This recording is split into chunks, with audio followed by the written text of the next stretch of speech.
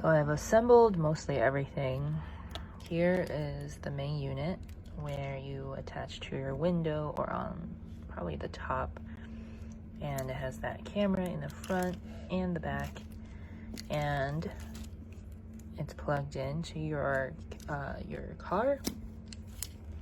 And then this one is just, I think I would have to hook it up to the car first to see what this is supposed to do, but I think this is supposed to act as a different lens to capture everything. And yeah, this is mostly everything. And then there's this in here to help you organize your cords. Looks pretty promising.